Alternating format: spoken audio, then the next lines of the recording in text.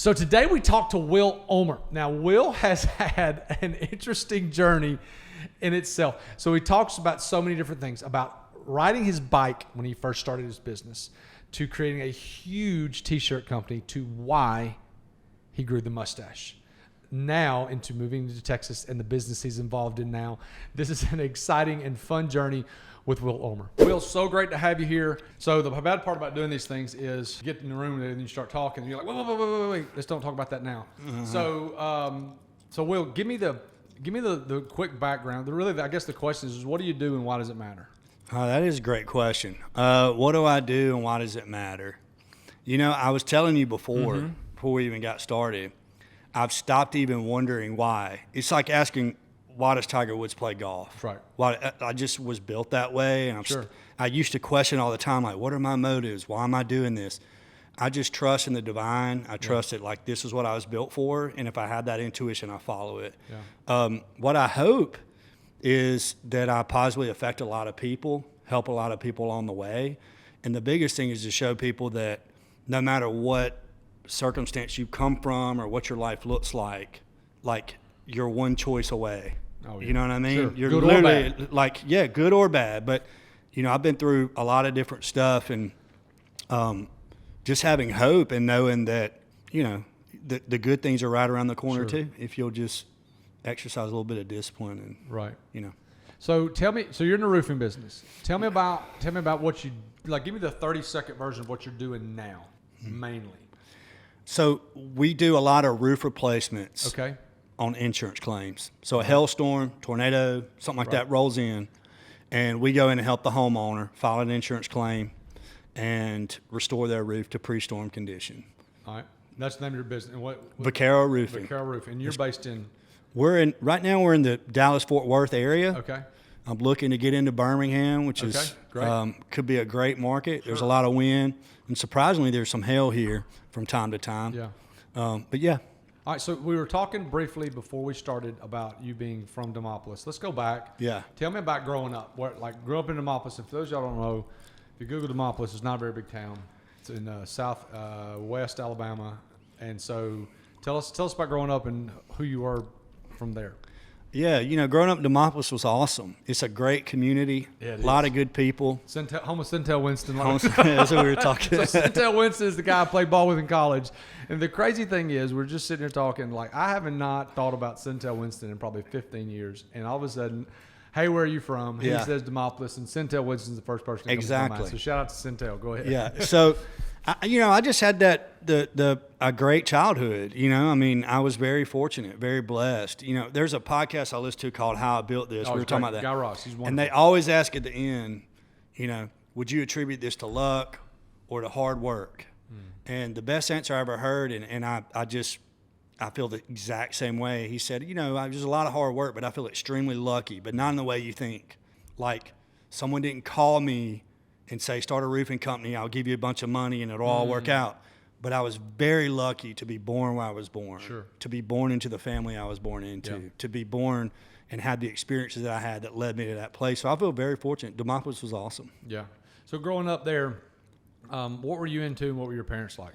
Because parents are typically, not always, parents are typically, kids come from that and there's a strand there that, like, so talk about that a little bit. Yeah, well, you know, my parents got divorced when I was 2. So my Okay. dad lived in Monroeville. So we kind of went back and forth between. Yeah. My mom remarried an amazing man. Great. And That's he was a father figure to me. Man, and that's I feel good. very fortunate. I think I was 9. Or no, I was younger. I was 9 when they had my youngest brother. But 7 or 8, they got married. And I had such a positive influence. They're great people. Yeah. They're God-fearing people. They believe in doing the right thing. They believe in paying what you owe. You know, Right. the things that are kind of the bedrock of, Sure. you know, the way that I live now. You know, I was really into skating, believe it or not. Skateboarding? I rollerbladed. So we would do ramps, and there was a park in Birmingham called Ramp and Speed. We would Wow. go there. But I played baseball, played soccer. When I got to high school, I played football. Yep. You know, all the things you would think in a small town. Yeah. But I had a little punk edge to me. I had a chain wallet. Oh, yeah. I like to sing like Third Eye Chain wallet, Blind. wore black. I had Jinkos. That's You remember it. those big wide The jeans? big old huge I jeans, had yes. big old wide Jinko jeans. In And, Demopolis. So I stuck out. Yeah. And my mom was really cool. She's a very creative person. Okay. What does she do? She's retired now. What did she do? She worked at a bank. Oh, She was a wow. teller for Okay. years. Then she was a stay-at-home mom for years, and then she went back to the bank, and she worked like in the bookkeeping department. Gotcha. Which is completely opposite of her personality, but Well, you said somehow she's it creative. worked. I would have never guessed that. Exactly. Yeah, Not in sure. a bank, Yeah. exactly. So, but she let us express ourselves fully, always. So I would go to this store called the Bargain Box and buy like old men's pants, and she just let us. I dyed my hair blue one time, So Good mom. yeah, good mom. She's awesome. So growing up in the sports, things like that. So you go through high school, pretty uneventful. It sounds like. Talk about college. We had talked before. Yeah. You kind of dipped your toe, went to University of Alabama. So tell me about the college times. Yeah, we could spend a whole podcast on college alone. College was fun, man. Let's put it that way. Yeah. A little too much fun. Too much. There you go. So started out at Alabama. I literally had a 0.00 GPA after my first semester at college. Didn't go to class. Just wasn't a good student. I've never been a good student. Well, I'll take that back. In high school, it was very easy. So I appeared to be a good student. This guy. Very easy in high school, but it was just like you didn't do anything. I didn't do any. My book bag never came out of my car. I never studied. It was easy. Yeah. College was a train wreck for me because you needed to study. There was things And Demopolis didn't teach. They didn't care who you were. They didn't care, man. And so I was a terrible college student. It required me to be on time. It required and I'm a rebellious entrepreneur at heart. So I really struggled with authority. It just wasn't a good mix for me. Sure. But then I went to Marion Military Institute for a semester. Wow. Yeah, that was fun. And Totally and then different. ultimately I ended up at Troy. Okay. And I still lacked 3 credits to graduate. No. Yep. 3 hours? 3 hours, yeah. Wow. Speech, public speaking. Man, oh man. All right, so from college, so everybody, when they were growing up, had this in their soul. I knew at the time when I was 5 what I wanted to be when I grew up. Yeah. Okay. So first question is, what was that when you were a kid? What did you want to be when you grew up? Or did you have that?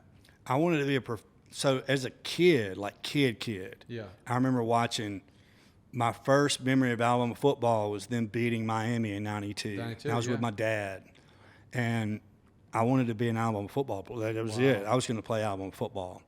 I don't think I ever got to a place where I knew what I wanted to be. Yeah. I think I was always like, who am I? What's going on? I don't even know. You know what I mean? Yeah, sure. So in college, so you go from Alabama to Marion Institute to Troy. Yep. Sounds like you got your head on straight and kind of got things together. I finally got through it. What did you think that you wanted to be? What did you work towards there? I studied risk management and insurance. Really? Because I walked by one day and on the billboard it said 100% job placement. And so I went in and said, you're telling me I'll get a job, 100%. And her name was Carol Jordan. She said, yeah, 100%. And so I said, sign me up. And I hated it. So, and I hated it. So growing up, you had a mom that was a bookkeeper in the bank, salary, 9 to 5 type thing. Mm-hmm. Anybody around you that was a business owner that you can attribute any of the business entrepreneurship stuff to? My granddad was a great businessman. Was he really? What did he do? So he, out of the military, he had, from what I understand, he had an insurance agency in Haytime, Missouri, and a farm. And they bet the whole farm, as the saying goes, and they moved to Demopolis, Alabama for soybeans. They were going to grow soybeans. And then the biggest drought ever happened, and they went belly up. And he never quit, and he ended up raising money, and he launched one of the first plastic bottle manufacturing businesses in Alabama, because he had worked at Dairy Fresh for years, and he was like, plastics is the next thing. So they did blow molding, and then he sold it. How did he start in that, though? Do you know? He's just, how do we, you sure. See an opportunity. He was at I think he was at Dairy Fresh. I don't know the intricacies of the story, but apparently he was a guy that would always read up on things, what was coming. He loved business. He loved the Braves. Right. He loved Alabama football. He was a big time reader and really sharp guy, but he just felt like plastics was the next thing. Wow. And so he convinced a group in Demopolis, hey, let's put our money together and let's go buy a machine that blow molds plastic bottles. and I'll go get Dairy Fresh as the first customer. Or maybe he tried to convince Dairy Fresh to do it, and they stole the idea from him, or so, I can't remember, something. But he sold the company. He ended up selling the company. Good for him. Yep. Okay, so in college, you worked towards risk management. They said, yes, you will get a job. So the thought process, I guess, got to get a job. Mm-hmm. So from there, where did it lead you? So my parents, I love them. They were like tough love people. And there's a whole nother story. I was in rehab at 20 years old. So drugs and alcohol. Drugs and alcohol. Yep. Okay. I wrote a hot check from my parents. It was ultimatum, jail or, rehab. So I went to rehab, and I was introduced to AA, and I was introduced to accepting responsibility for my own life, all these types of things. I still wasn't good at it, but I was introduced to it. So my parents gave me a 6-month runway, and they said, hey, because I was living with them at the time, and they said, in 6 months, you got to go, and we're not giving you any money. So you got to figure it out. Yeah. And I love them for it. So I had to leave, and I didn't have a job. And I moved to Tuscaloosa, had a friend there, and I ended up getting a job while I was there as an insurance salesman. That was my first job out of college. So after you get out of college, you go back to Tuscaloosa. Yep. And start selling insurance. For the What kind Fitz of agency. insurance? I was doing commercial. I wasn't really good at it. I look at the internet a lot and, stuff like that. But I just never been good with a boss. I remember vividly like looking down. He had the typical corner office. Yeah. And I looked in there one day, and his feet were propped up, and he was reading the paper. And I'm in there like slaving on the phone. I thought, I want to be that guy. Yeah. You know what I mean? Like, I don't really want to do this. So I knew I was going to leave that job. And I really wasn't good at it. I didn't believe in it. I felt like I didn't feel good about selling it. So it made it tough for me to sell it. You know what I mean? Absolutely. So, yeah, that was my first job. So where did you transition from? How long were you there? I was there almost 2 years. Did you make any money? Very little. They paid me like a base salary, and then I would make commission on anything I sold. But you didn't sold believe in very little, Yeah. very little. So you and just I was made it- terrible. Like, I didn't like cold calling or I would go to businesses and we'd sit down and I'd be like, man, you don't really need it. You know what I mean? Like, I would just feel like, Man, you like, don't need this. like I just like you wanted to need have it. You need it, but like, man, I'm not gonna bring anything that you don't already have. Or, I would just feel icky. Like I just didn't like it. Good. So I got a job as a marketing rep for the Sheffield Group, which was they do workman's comp. Tell me, this Sheffield Group that's got an office right down here on 280? They're workers' comp fund. Yep. Really? Yep. So you were doing marketing for them? I was the North Alabama marketing. I lasted 32 days, I think, before they laid me off. Why? Just wasn't doing nothing? So my driving record's terrible. I like to speed. So I had a lot of tickets. I technically didn't have a degree. So they felt they were really doing me a solid by bringing me on. They saw the charisma, the ability, but there were some things in question. And so I'd shadowed my boss for like 3 weeks in the car. And she liked to drink beer, and I don't drink anymore. In the car? Not in the car. Oh, okay.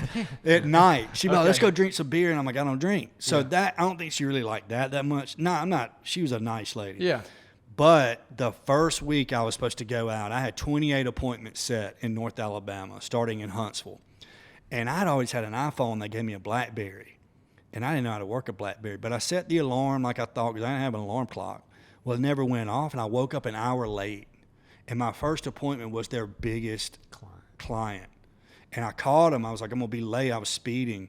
And they were like, just don't worry about it. But I saw 27 others. And I got home, and the lady said, look, this just ain't going to work. And I was devastated. Yeah. So they laid you off after a month? After a month. Golly. All right, so what you... They give me a company car. And I was finally like, I could see the financial row where I'm like, because I was behind on a car payment. I was behind on everything. And I'm like, man, I'm going to get there. This is going to be great. Well, no, they took the car, took my phone. I didn't have a phone for like 3 weeks. I couldn't afford one, you know? So I was depressed for like 3 weeks. I think I pulled unemployment for like 6 weeks. Right. And then I was like, I can't do this anymore. No. You know? So what did you do after that? I started working for a furniture store, a guy named Jack Fodler in Tuscaloosa, awesome guy. And I literally made minimum wage, sweeping floors, delivering furniture. And I remember I went home for Christmas after that. My car had been repossessed at this point, so I didn't even have a car. So how old were we at the time?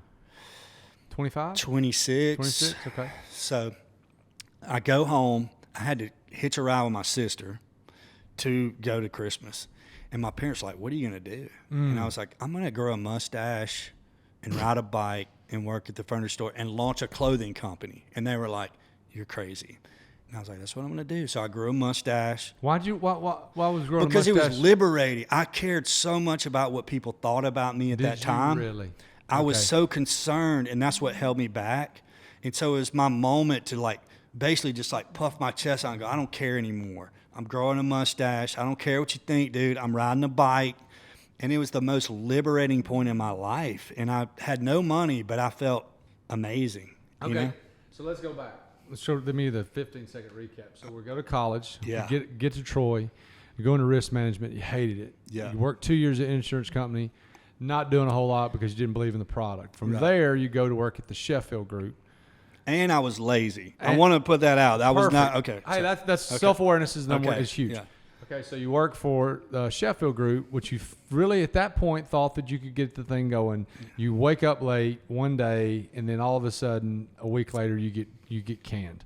You flounder around for 6 weeks. You go back to Tuscaloosa, working at the furniture shop. You go home for Christmas. When you go home for Christmas, you said, you keep talking about this mustache thing. It was a big deal. This mustache is a Big big deal. deal. So you get the mustache Yeah. and you grow the mustache, and you said you want to start a clothing company, all while working for the furniture company. Exactly. Okay, so tell me about next steps from there. So I decided That's a lot. That's a lot, That's a dude. lot. That's That's a a lot. It's a lot. My sister bought me for my 1 year anniversary for Christmas, and I still What have it to anniversary this. of what? Growing a mustache. She bought me a mustache comb. This mustache, the mustache is a big deal. I had no idea this is where we were going today. Yeah, I just had it. Yeah. You know, that was my thing. Had to have the mustache. I had to put everybody on notice. I don't care anymore. That's it. Okay. You know, I'm doing what so I'm 1 doing. year after growing the mustache, She bought me a mustache comb, and I still Okay. have it because it represents like, Sure. you know, be true to who you are, That's do it. what you want. So anyway, so my sister's a really good artist. She's an architect, but she's also really talented. And I called her. I said, hey, I want to start a clothing company. And I had a really good friend, Chad Seal at the time, and I said, let's do this. He had a truck. He had money. I didn't. And he's a great guy, and he's a hard worker. So we partnered up, and she drew a logo for us, a blue heron. A girl from college said, you should call it Waters Bluff, so we did. And I started calling on account. No, first thing I did, I had $11 to my name. And I called a guy named Russ that works at the locker room in Tuscaloosa. Okay. I said, let me buy you lunch, man. I want to figure out how to do this thing. And he doesn't even know this to this day, but I rode there on my bike, sweaty, and I get out, and I got $11. He's like, you going to eat? I was like, no, I already ate, you know. And I bought his lunch with my last 11. So, and I'd eat ramen noodles for a few days to make up for that. I was like scrounging pennies. But I asked him, hey, point blank, dude, what do I need to do to get apparel in your store? And I think that's a really good lesson. I think a lot of people sit back and research and all that. Just go to the source and just ask them, what do I need to do? And they'll tell you. You know what I mean? Yes. And he did. He was very kind, and he said, hey, I got to like the graphic. What kind of graphics? Okay, you know, I'm asking him questions. Yeah. Like, tell me what you want me to build, and I'll go build it. And I did, and he brought it in. So that was my first account. So how did you know this guy? So that's the question everybody's going to ask is like, how did you know this guy? Did you just know this guy in passing because you bought stuff in there? That and my sister and her husband were close to him. So I wasn't like super close with him, but I knew him. Okay, you know that you. But I'm telling you right now, I would have walked in if it was Barack Obama and said, what do I need to do? Like I was desperate. You know what I'm saying? So you took a small connection, took a guy out to lunch, spent your last $11, which I think is, I mean, that's such a good thing. And you buy this guy lunch and said, tell me what to do. He tells you, and then here's the key, you went and did it. Went executed. And I didn't have any money, so then people are going to be, how'd you do that?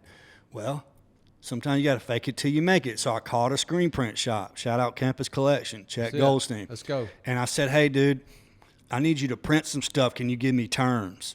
I'll give you 30-day terms. So then I called the store, Rush, I can get it to you. Can you pay me in 25? Yeah, I'll pay. I'll give you a discount. You just make it work. So I got paid before it came due and then paid him. All right, so let's go back to this. So the lesson here is terms. What is terms? So a lot of people say you can have your price and my terms, or my terms and your price. Yeah. Okay, so terms is just a way of negotiating either When it's due, or how much is due, or how much is going to be paid. Right. So terms is a loose term. Okay.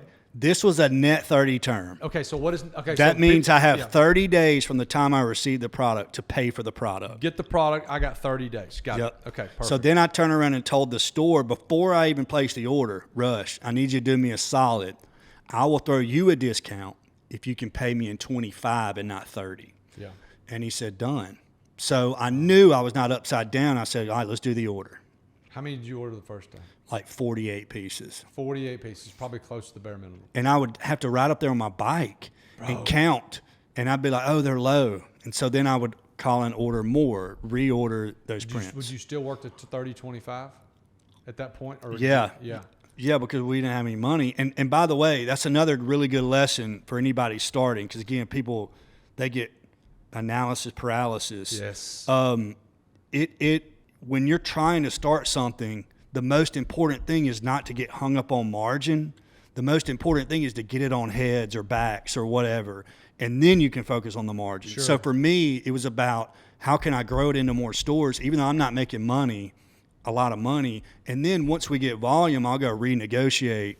Hey, man, we're paying too much for this or whatever. Yeah. But that wasn't a conversation. I didn't care. If I You was wanted making, to get them on the sorority girls and the fraternity guys. Exactly. So that people could see it and want to go get that thing. right. So tell me about this next couple of stores. How'd that work?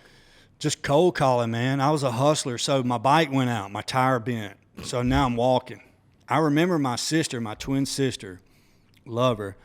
She told me one day, somebody called her and said, hey, your brother's walking across the bridge. He doesn't look good. But I was calling. I would spend that time. And it took me like an hour to walk to work. So I had an You're hour. still working at the furniture store. Still working at the furniture store. Gotcha. He laid me off one time because I was building a call from a store, and he was like, this ain't going to work. And I was like, dude, I'm trying to get this thing started. So Jack, my guy, he kept me on. But I would just cold call, man. I Google. We had this amazing tool, YouTube, Google. What can you not learn in today? Absolutely. I would Google. I would find a brand. At that point, it was like Southern Marsh. And they'll put on there like all the stores they're in Yeah. on their website. So I would just go call those stores and say, I got a new one. And I put what's called a line sheet together Yeah. with each image in like JPEG format. Yep. And I did an Excel sheet where they could handwrite in the order, and I would email. And it was just, I had people, they'd be like, stop calling. I'd be like, please, if you'll just put this in, I swear it'll do good. And it did when we finally got it in there. So you focused on Tuscaloosa to start off with. I went everywhere. I just started calling like a madman, but I didn't understand branding at the time. At the time, it was very loose. Like we had a golf T-shirt. We had, a T-shirt about football, a T-shirt about this. It wasn't pulled cohesive. What is the brand? Sure. So me and Chad, we like spent all this money on new art. We were trying to get ahead of it because the way it really works is they buy pre-season and you go make it and then you ship it at a later date. You know what I mean? Yeah, sure. So for us, and we would corral those orders in shipping windows, like maybe 4 a year. Maybe it'd ship February 1, May 1, 9/1, 11/1, whatever. So we had those. So we would call and try to get them all in on this one order. Nobody had success with a string of art. So we probably should have gone under. This is really funny. We had no money. Nobody had success with the string art. What do you mean? Like, it was just loose. No one knew what the brand was. So I would convince stores to bring it in. They wouldn't sell through. They would just be sitting on it, so they're not going to reorder the stuff. Right. Because it was terrible. Like, I'll be honest, it was terrible. We didn't know what we were doing. So we were broke, no money, and there was do you remember that app Vine? Yeah. Vine. The first TikTok. There was a group called Dim White Boys, Yep. Baylor Barnes, which I my remember brother the name. I Coleman don't is know who it married to is. Kaylee. Okay. And that was her brother. They had like millions. So I called Baylor and I said, let me do some apparel for you. I went, met with the parents. I typed up a contract. I didn't have any money. They signed the contract they got a royalty, and we put up a website. This is crazy. Like, hope nobody bought, but I went and struck a deal with Campus Collection. I said, dude, I think we're going to do 10,000 and 100,000 of these things. And so we would have to batch them. It was a nightmare, but we generated like $50,000 off of one tank top. But we had to pack them by hand. It was like thousands. I put up a website really fast, put up a UPS account really fast. I mean, I did it in like 6 days. It went from nothing to like So you went shipping. to, so when Dim White Boys was on Vine, you got them to wear your shirt. I made a hoodie, it was black with white, and it said Dim White Boys. And they would wear it when they danced, and then they would drive it to our store online, and people would buy it, and then we'd ship it. Wow. The UPS rep came to our house and helped us pack those. He was a good guy, George Poindexter, yeah. Wow. Okay, so you start selling these shirts. So where's the transition from there? So we knew our branding wasn't right. Okay. So Chad was like, I think we should make it all about the water lifestyle. Because we grew up Demopolis, getting on the rivers. It's called Water's Bluff. There's a blue heron and all this. So we did. We just kind of really dug in on that. It was a great idea. Our slogan was life is better on the water.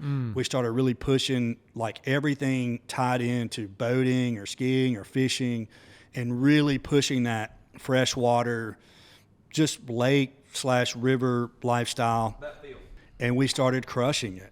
Wow. You know? So you had a consistent logo, a consistent message, a consistent colors, all that good stuff. Yeah, and it was just like all the images we would create, we didn't have to explain what it was because the image told you. It was a really good lesson. To take it a step further, in retrospect, Waters Bluff really wasn't a great name. I always say now, it would be if it's more of a product-based, but not a lifestyle-based brand. Does that make sense? We were a lifestyle, so think Salt Life or Life is Good. Those are great lifestyle brands. Right. Because you get it. If it was a bumper sticker, you're like, oh, I know what they're talking about. I know what that is. Waters Bluff, what is that? We would have been product-oriented, it's okay, like a Vuori. But you were a lifestyle. Yeah, we were lifestyle. So it took a little bit. So we had to be really good with our image. We didn't know it at the time. It was just like subconsciously we're like, that's not good enough or whatever. So if you're growing, where did it transition to? Where did it go? We grew. We would double our revenue year over year. We launched it in 2012, and the peak season we had was 2016. That was when it was just like Southern everything. 2017 was the first year. We might have grown a little bit, but not like we had been in the past. In 2018, we started really seeing retail getting hammered, and Canuckins went out of business. Who? It was a store called Canuckins. They had like 30-something doors. They would buy $250,000 worth of product a season from us. A season. A season. Okay, so at the top of the market, 16, 17, how much were you guys doing gross Just revenue? under $2 million. Okay, so under $2 million. Are the margins on $2 million in that business any good at all? Yeah, because we had negotiated rates so low. When you're doing it's a volume game. Sure. So if you're printing, I mean, we were printing 100,000 we were printing a lot. So we got the margins were great. I'll take responsibility. I didn't understand how to cash flow a business. I kept thinking we're going to grow. So I kept hiring, and chewing up the margin. And I joined North River Country Club. I was like, hey, we're doing it, man. So the first time that we saw a setback, our cash position was terrible. You had zero margin. You had no room for error. I didn't want to pay the government. Yeah. You got money. You would go hire somebody else. You'd go buy something else. Yep. Because you knew that other money was coming in. Or I expected. Excuse me. I'm like, we're going to grow. Like I would hire salespeople. We would spend more on we'd go to markets in Charlotte and Orlando. We wanted to be bigger and better. So you're just constantly spending more and more and more. Well, the bubble popped and we didn't have cash. If you had to do over again, what would you do there? How would you fix that to where you could keep growing? So that's a great question. I think to properly cash flow a business, first thing, let's say that your overhead, like you've got rent, payroll, whatever, payroll tax, whatever you have. Yeah, all your expenses. The fixed expenses month after month.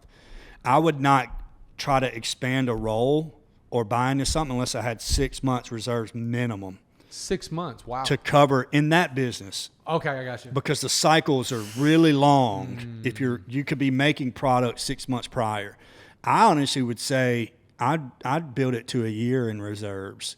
And by the way, if let's say I was going to add 4,000 a month to it, I would want that 6 month. I'd want that 24,000 on there too before I made that higher.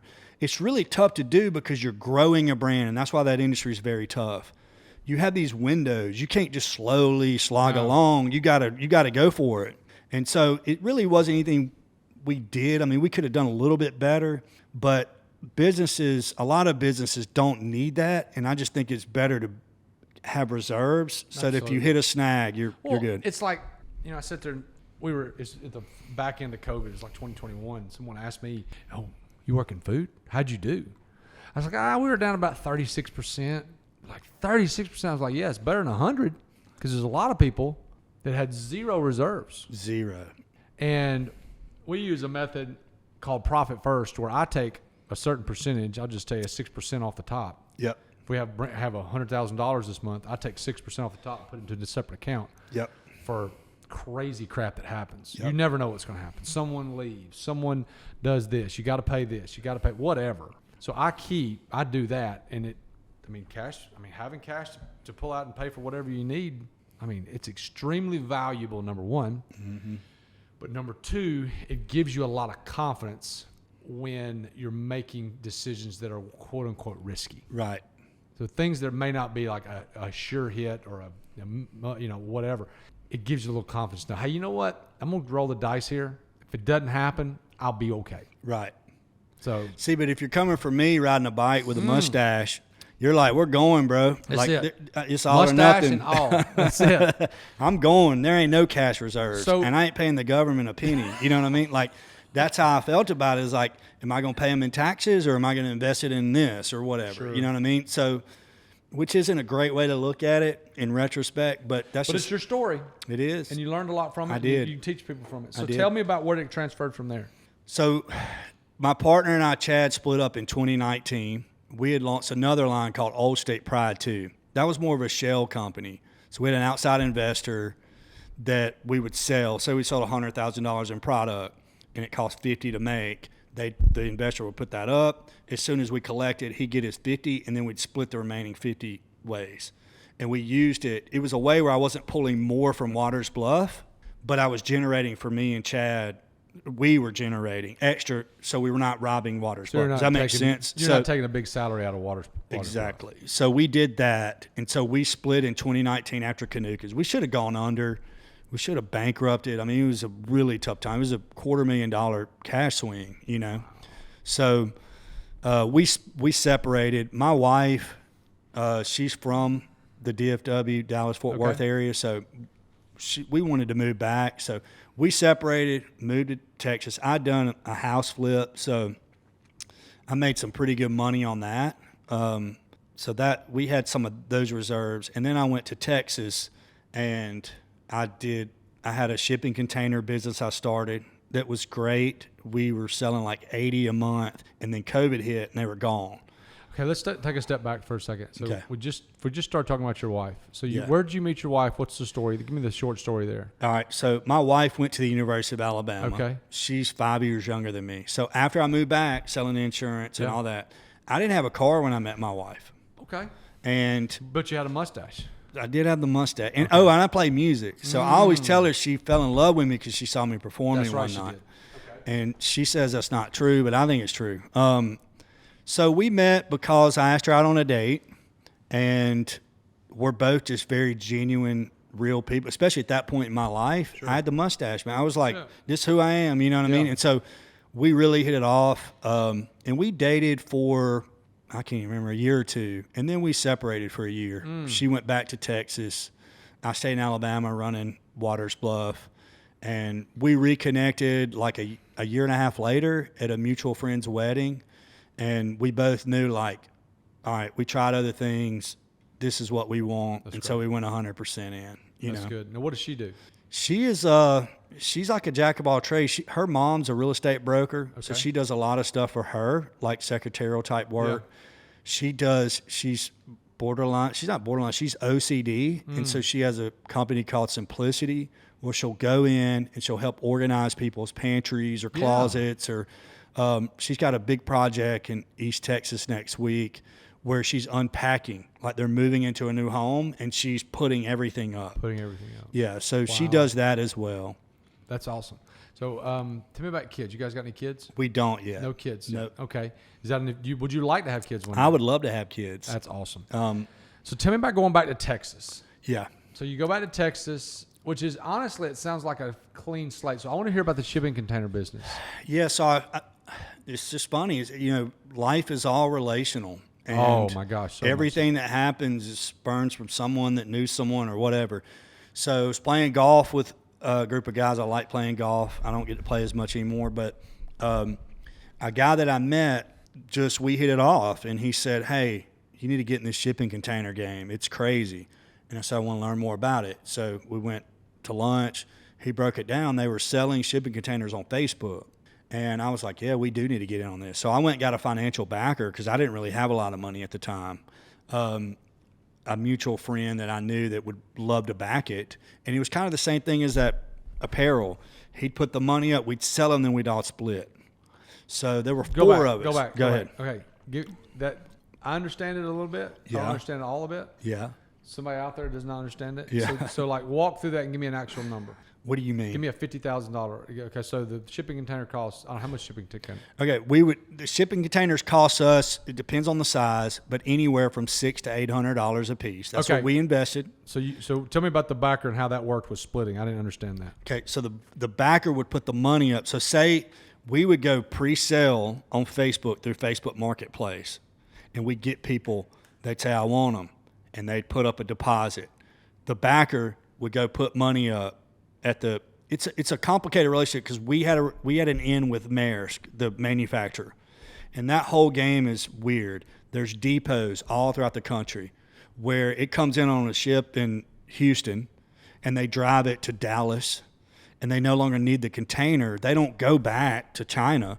They sit it at a yard. It's called a shipping container depot. Well, you might have a depot in Dallas that has 5,000 containers, And Maersk is paying rent every day to the depot owner to hold the container until they need to reuse it, to pull it out of Dallas back to the ship. Does that make sense? Yeah. And then they would have some that were getting later in life, and they would tag them, and they'd say, let's just sell them. Let's sell them so that we're not paying rent every day, and we'll just manufacture a new one. We've got the life out of that one. So I'm in a hub in Dallas and Fort Worth where there's two major depots, and so we would, through Maersk, we would pay Maersk directly for say 50 at $600. What's that? 30,000. 30 grand. 30 grand. We'd pay them 30, and they'd sit on the depot, and then we'd have our drivers go pick them up, pull them out, and deliver them to whoever bought them. Whoever bought them on Facebook Marketplace. Whoever bought them on Facebook. If you bought it for $600, how much would you sell them for at the time? At that time, the demand was pretty consistent, so you're probably doubling, maybe a little bit more. So $1,500. Yeah, something like that. Okay, so talk to me about the backer. You said the guy put up let's just use the number, the 30,000. He bought put the 30,000 up, and then what was the split there? How did that work? Yeah, so let's say we made 800. That's what's that, 40 grand? Mm-hmm. So we'd split 40 grand. He'd get 10, I get 10, this guy get 10, and he get 10, and we got to where we're moving between 80 to 100 a month. So you would just do that cycle every time. Every time. We would buy, because what would happen is she would send out weekly inventories, and when they came available, we'd go ahead and buy them because we didn't want anybody else to buy them. Even before you just hold them and then go sell them. So every time there was more inventory, we'd buy them. No matter what. No matter what. Your backer would buy them every time, or would you ever get to the point where you were buying them? Well, we only got to run it for like 4 or 5 months before there were no more. They stopped selling them. Amazon and Walmart, I think, bought up all of them because what happened in COVID, they needed them to transport across the country, not like back to China. So it just went depleted. So that business, I think October of 2020, there were none. And we had started that in like April. So I had 4 months. I'm like, dude, I was like, we're going to go to every depot because I had access to all of them, like in Mobile and whatever. We're going to take over this thing, and then it's just gone. So what happened from there? So then this one, I know this is a church program, but fine. I'm a businessman. Yeah. So I had some shipping containers left, and I invested in a marijuana grow facility in Oklahoma. Great. And I sent them, my deal was, I'll give you shipping. They were landlocked. They had one building, and you get the most money for indoor marijuana. So Okay. I didn't know that. you run out of space, and it's like, we can't generate more revenue. This is it. So I said, what if I bring you shipping containers? You grew them in there. And we grow them in there. And I just want a portion of the profits off every one. I'll supply it.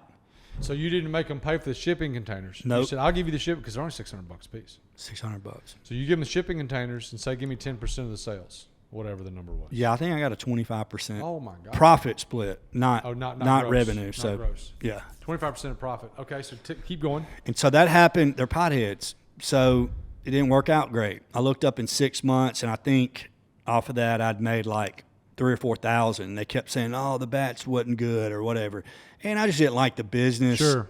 I felt like they might have been selling it across state lines. I didn't want to be associated unless it's like by the book. I didn't want any part of it. Yeah. So then I said, I'll sell you the containers at market value. You got to remember, it's depleted. So I had invested $1,800 in 3 shipping containers, and I think I sold it to them for $21,000. Well, I do know that's true because a buddy of mine who he deals with China a lot on the shipping containers, and it was like $2,000 to ship it, whatever, across from China. Bro, it went from 2,000 to like 14,000. It was crazy. I think the Part average of it was the shipping container, but part of it was the demand, the logistics rate, yeah, everything, yeah. And it was $7,000 a piece, and they bought it. So I ended up making about 25, and that's the other thing. I just kept finding ways to like hang on. You know what I mean? Like, and I'd had this idea, and it'd get started, and then it'd like fall out. But then I'd have another one, and it was like just always. What'd you do after you sold those to the guys in Oklahoma? So let me think. So I struck a deal for a licensing agreement for Waters Bluff with a group out of Atlanta. And they deal with like Ross and big ticket stores. Yeah. And I said, I'll give you the rights to the art, and you can go shop it. And I just want a royalty off every piece sold. So I started getting a little bit of mailbox money on the Waters Bluff deal too. Okay. I went and got my real estate license. Okay. Just whatever I could do. You still live in Texas? Still live in Texas. I got my real estate license, did a few deals with that. Just kept finding ways to manufacture enough. And it was tight. And then You were married at the time? Married, yeah. Okay. And with that same group that I was licensing Waters Bluff, I started creating branding programs for some of the stores. I'm always I love that. I love creating brands and stuff. It's like just my creative energy. Yeah. So I created like 3 or 4, and they really hit, you know. So we started being able to live a little bit more comfortably and feeling good because I was getting royalty checks off the stuff that I created with my art, with my old artists at Waters Bluff. So I leveraged that, and then I started the roofing business. Tell me about, so this is where we are now. Okay. Tell me about how the roofing thing got started. Who was the connection there? What's the situation? So my brother-in-law has been in the claims business for years now, and it's I'm not even going to go into it, but it's not your typical claim. Like if a church sign in Utah, Alabama went down, how do you know the market rate for that? So he would call sign shops around there and say, and bid it out. And so he was in the claims industry. And so that was part of it that gave me confidence to pursue it, because I knew that he knew how that game worked. And then I knew a guy, still do, that did roofing, and he was very successful with it. And it didn't look like it was that difficult to do. It just felt like a real blocking and tackling. You know, I'm used to creating things where I'm trying to create a demand for my product, like apparel. Like, hey, you got to get people to like it. Shirts are everywhere. You got to get people to like it. I'm creating demand for it. This is one where the demand is stagnant. It's there. People need roofs. I don't need to go create that. I just need to be better at blocking and tackling and getting people to let me do it. And then we were very fortunate. He has friends down in Austin that have a roofing outfit, and we leaned on them a lot to learn some of the tricks, like where do we find the best installers? How does the product side work?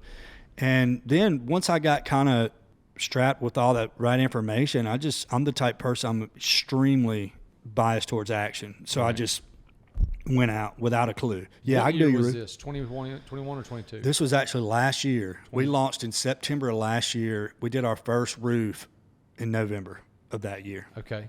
So give me the basic breakdown of how the business works. Because you don't do new construction. No, because it's capital intensive. Okay. You got builders, and they're not going to pay you for 90 days, but you're out the labor and materials, and you got to hold the paper until, and then if they go belly up, you go belly up. So we like not chasing, but we like insurance claims. Sure. You know, something's been damaged. And in Texas, there's a lot of hail. So there's a lot of roofs. Like we had 5 hailstorms this year, just in my area. Wow. So a lot of claims happen, and so we do a lot of re-roofs. And, you know, we really partner with people locally. Like that was really important to me. When you say partner with people, you mean like roofers? Insurance agents, Okay. real estate agents, people within the community. You know, we want to be a fixture in the community. We want to do right by the community. We want to take care of people's homes. It's little things that people don't realize, but you know, we'll strip it all the way down to the decking, the plywood on the roof. A lot of contractors don't do that. Sure. And if we see any soft spots, we repair them, no questions asked, even if it chews into our margin. Like we're just really about, you know, being really good people in the community. You know what I mean? Sure. So, and it's paid dividends, you know? Tell me this. So break the business down so far as what you do with the business. Like how's the sales process go? How do you get paid? You're not out there putting the roof on, but give me that snapshot of how that works. Because there's somebody out there right now that thinks this is a good idea that would want to do it, either call you and partner with you or something. Well, everybody's got their own way. There are people that go out and actually door knock and just go to the people and try to drum it up. I don't do that. Mine is, you know, like I said, referral sources, using the sphere that we already have. So if I hire someone, I really want to know, who do you know already? Mm-hmm. You know, people need to trust you. It's their house. So is their personality very salesy, or are they like calm and trustworthy? So that's the way I approach it. So let's just say we get one, someone says, yeah, you can come check my roof out, or they know I have a leak or whatever. How do you get one? Through referrals? Through referrals. Okay. I've got insurance agents that will call me and say, hey, you need to go see this guy. Or so your biggest thing is me and with insurance agents and having that relationship. Yeah, and I've done some door knocking. Just last week, I saw 4 houses with shingles missing, and I knocked their door, and they were like, yeah, let's take a look at it. So, but I don't just blindly knock for no reason. I need to be prompted. If we get one, say we know in this neighborhood we got one, we'll go out and knock the neighbors and say, hey, if you've been thinking about it, they approved theirs, so we know there's a higher probability they would approve yours because you're right here and it's the same storm. Sure. So there are little tricks like that, but and then it's just a matter of working through insurance, and that is where you separate the men from the boys, so to speak. Okay. How's that? Navigating and understanding how to get a claim approved from insurance carriers that don't want to approve claims, because that's how they lose money. There's an art to it, and there's a way to know how to go about it. There's a way to what that process looks like. You know, we talk about full circle and the way the universe works. I studied risk management and insurance in college and hated it. I'm now a roofing contractor that deals with claims all the time. So from a legality standpoint, how do you? So you talk about separating the men from the boys. Is it just where did you learn that, I guess, is my question.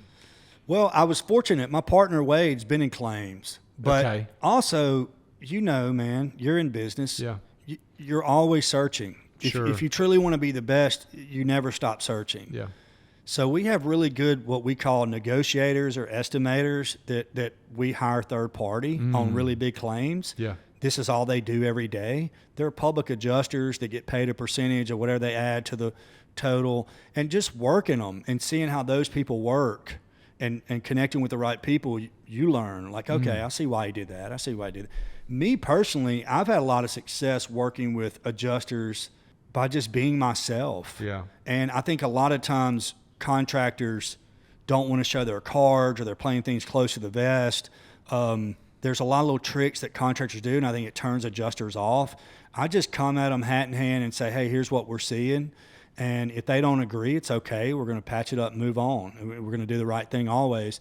But there are no tricks or hidden agendas. We're not here to try to pull any, you know, but there are a lot that do. Okay, so you got a roof, get a referral. Yeah. Johnny's roof is messed up. Sammy, the insurance agent, says, go see Johnny. You go see Johnny, then what? I get on and evaluate. I look at his roof. I know what to look for. Is there hail damage? Are the shingles affected? Is there granular loss? You know, the sandpaper fill. Is it gone? Do I see damage to collateral like gutters, windows, the ACs, the fence? I'm looking for all that. And if there's enough there that I feel like it's been damaged, then I would say, hey, let's take a look at your policy. Let's see what your deductible is. Let's have a conversation about it. And they feel good. Let's go ahead and file. So when you file, do you, okay, so it's funny you say this because we had an addition on our house and I had to get a new roof because it looked horrible if you didn't. One of my guys that I sit with at church works for a roofing company here. And I told him my insurance agency and he said, oh, they'll never approve that because they just don't. Do you ever run into that? But XYZ insurance agency doesn't typically approve. I would say things. that there are a few that are known to not want to cover. They'll deny it no matter what. Yeah. I'm not going to name names. But there are some tough ones, and they're the ones that you see the most commercials about. Let's put it that way. But you can always win it. The homeowner has a right to pursue it all the way down and get independent counsel. The insurance carrier is not the only. They're not the end of the line as far as deciding whether it's been damaged or not. Yeah. That's the other thing. It's really funny. Like insurance companies have done a really good job of, making people think that like damage means it's not working. Sure. That's not true. Damage is damage. Like the great example I'll give you is if I walked out today and my truck had hail dings all over it, would I be arguing that I couldn't drive my truck? Mm-mm. No, but I would be arguing that a storm has damaged my truck. No doubt. Is that the company that? Terrible. Yep. The worst. That's what I had. And he said he even didn't even come look at it. He's like, they're not going to approve it. We would win it if it had anything. I mean, I can't say it without seeing it. Is that the insurance company that you have the most problems with? They're the worst. Wow. Okay. Okay. So tell me where you are. You've been right at a year now. Yeah. Tell me where you are. What's kind of the next step on plan of Man, growing? It's been great. So in our market, which again, it's very important to me to get embedded in communities and be a fixture. I'm from Alabama. I'm looking to get in this territory and help people with roofs over here. But it's accelerated so quickly. I mean, we're doing everything from the asphalt shingle roof. I mean, I'm literally working on a house that's worth $18 million right now, their roof, redoing it. The roof was worth $18 million? No, the house. The house. But it's a nice roof, and it's a specialty trade, meaning it's a clay tile. Yeah. Terracotta type thing. A lot of copper. Yeah. And it takes a lot more planning, scaffolding involved. The prep work involved is completely different. So we've just gone full bore into it. And at this point, it's just I feel confident there's really nothing that I couldn't get done. So you want to move into another market. You talked about Birmingham. What would be something that you would want to, how would you want to do that, moving into another market? Because you're the person that does a lot of the, okay, so let me go back. What do you do day to day? Well, I hired our first sales guy. He's been great. Again, I asked to see his fear. Sure. I trusted him. We go to the gym every day. I like working with people I know. Yeah. That's tough. I understand that if you want to really scale out. But, yeah, just partnering up with somebody here locally that I trust, that I think probably knows a lot of people to get started. Mm-hmm. And then, honestly, just every single time we come in contact with a customer, they feel it's the greatest experience they ever had with a contractor. And I think that it breeds more and more and more business. I really don't have like, we're going to come in and SEO this thing and market this thing to death. It's like, nope, we're going to come in and do a really good job for this first person. And then we're going to ask them to give us a really good review. And then if they know anyone else, and every time we come out, we're going to do the best that could ever be done to that customer. And their experience is like, I think it's Maya Angelou that says, people won't remember what you said or did, but they'll remember how you made them feel. That's right. And that's how I feel, is like, just if you do a really good job and you take care of them, you'll be just fine. That's right. So wanting to move into a different market, what else? What else is what do you do besides the roofing? Anything investment wise? You had mentioned flips and things like that. Or are we just totally focused on the roofing? Right now, because it's just been a year, it's taken up so much of my time. Sure. Yes, dude. I'm a serial entrepreneur. You know, I'm going to build a sunglass line. You know, my wife and I are going to go to Italy next year and explore because I really have a good idea for sunglasses. And I love the exit on those. Like the multiples they pay is crazy. And I'm a businessman. Obviously real estate. It's a really tough time with interest rates and Texas property tax. They don't have state income tax.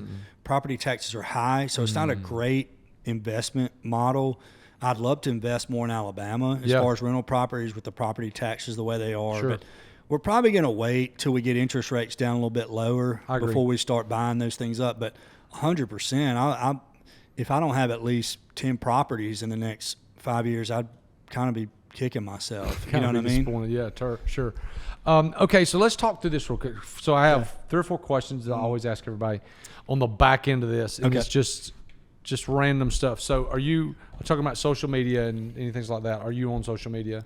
Dude, I'm terrible with social media. Okay. Do you consume it at all? Facebook, TikTok, Instagram? I consume a lot of it because I'm infatuated with the opportunity with it. So I got on TikTok and I started seeing what all the hubbub was about. I'm a big believer in YouTube. More eyeballs on it. I mean, it's crazy. Love YouTube. If we get the sunglass thing rolling, I will definitely infiltrate those 2. Who's your favorite follow on any social media platform? Who do you like when you see them come up, whether it be on YouTube, TikTok, anything? Who do you like seeing them? You know, I watch on YouTube. I really like. There's a channel called No Laying Up. Some golf guys. I love to play golf. Okay. And their content is outstanding. That's great. And I love the way they shoot it. Their storylines. They're great guys. I love that. I've watched a lot of good golf. Yeah. I don't really have a lot of. I'm not on Instagram or Twitter. No, that's great though. That's great. I've never heard of those guys, so I'll check them out. Yeah. So that's good. You talked earlier about your granddad. Yeah. He's a reader. He was a learner. What are you learning right now? What are you trying to figure out? Like I'm like when you get on the airplane going back home, or when you're driving and listening to something, what are you really focused on learning right now? Because you got a lot of you're focused, but there's a lot of things, a lot of moving parts. Yeah. So, this is going to sound probably counterintuitive. No. I was telling you earlier, I've really been at a place in my life where I want to trust my own instincts a lot. I feel like I've done enough learning. I'll always be learning. I don't mean it like I don't take it that way. Yeah, I've read a lot. Yeah, I've studied so many things. There are people that fascinate me. I've read a lot of different books. I love one of my favorites, The Obstacle is the Way, about stoicism. It's a great book. I love it. I've done a lot of that stuff, and I really feel like I'm in a place now where I just want to innately do what I feel compelled to do. And even if it leads me to the wrong place, I think that ultimately leads me to the right place. And so I'm just really trusting my maker, trusting the universe, that just like who would have thought you'd study risk management and insurance, and then that would be a tool in your belt that wasn't in the insurance field. You know what I mean? And so it's just the way the world works. And so for me, I think I learn a lot by doing too. Yeah. So let's get out and do it, and then I'll call people and ask. But I don't really spend a lot of time sitting around like learning anymore. Ready, fire, aim. The whole. I'm You ever ready. read that? Exactly. Ready, fire, aim. I've heard of it, but I haven't read it. It's so good. I need to read it. It's exactly what you're saying. You would love it because that is what is inside of you. Because I am not as extreme as you are with that, but I'm also not a make 14 plans. Hey, let's go do something. Well, let me just say this too. I think there are different levels that people attain to get to. Mm-hmm. And I love anybody that wants to get anywhere and they've self-determined that. Sure. I got love for it and respect Absolutely. for it. But if you want to be at the 1%, you won't look like anybody you know. Mm-hmm. If you say, I'm really connecting with these people, you're not in the 1%. I don't mean that in a bad way. No. I just mean there's only 1% of the population that can truly understand it. Right. And so if some people don't question your sanity a little bit or think, you're probably not getting to where, if that's what your goal is. Sure. And that's my goal. I just feel compelled to do it. Yeah. You know? No, I get it. What? So So you talked about that book. That was one of my next questions. So last two questions. Okay. Two-part question. All right. What is the best vacation you've ever taken? My wife and I went on our honeymoon to Las Ventanas in Mexico. Incredible, dude. Really? Laid around, they give you a button. You have Yes. a personal butler. I've done it. Yes, I've Yeah. done it before. It's It's awesome. incredible. Yes. Best shrimp tacos, best sushi. They would do turn down. So like, Oh, yeah. we'd come in after sitting at the pool at 5. We might take a nap, and then we'd call them and say, "Hey, come change the sheets again while we go to dinner," and they would do it again. Like, it was incredible. That's awesome. Yeah. All right, last question. What's the best vacation you've never taken? That's a good question. You know, man, there's so many that I've seen. It's really hard. Yeah. I'm drawn to, like, I love this idea of like Spain and Italy and Okay. spending time over there. Yeah. It looks beautiful. But my go-to is just the beach. Man, me too. We work too hard. I need time to just unplug. That I is don't. me. I still go for a run and read, but I'm not, and I'm still engaged on some level, but I can unplug for a few hours every day at least. No, listen, that's where me and you are the same. So we go every year, just Jack and I. So we have 3 kids, but we go every year and take a vacation. We go 5 days. It's the same amount every time. Yep. And but we don't do anything. We don't either. Like we go, we're We all cook at home. We're all inclusive people. Okay, y'all we good. go on vacation. Yeah.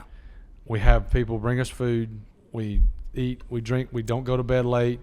We get up early. I get up early. I still do my morning routine, but like it is just like don't do anything. Right. To take the 5 days and learn. And you need it. You do. You do. If you're working hard enough, you need it. You do. Okay, talk to me about where, if someone wants to find you, questions about what you're doing, wants to invest, wants to do what. Where can someone find you? You can look me up. Let me think. So you could call me. My number is 334-329-2984. You could email me, Perfect. will@ulmerindustries.com. Okay. I'd be more than happy to help anybody any That's way I awesome. can. That's awesome. Well, thanks so much. This has been great. Go ahead. Last Yeah. plug, y'all can check out vaqueroroofing.com. Spell it. VAQUERO, Vaquero Roofing. That's cowboy in Spanish. Hopefully coming to Birmingham. There you go. Hey, Will, this has been great. If anybody out there has any questions for us here on the Owner's Table podcast, please reach out to us. My email is thomas@thomascox.co. You can get in touch with Will. Love to have you do that. If you have not subscribed to whatever platform you're listening on, please do that, whether it be YouTube, Spotify, Apple, whatever. We would love that because that's what helps us the most. So thank you so much, guys.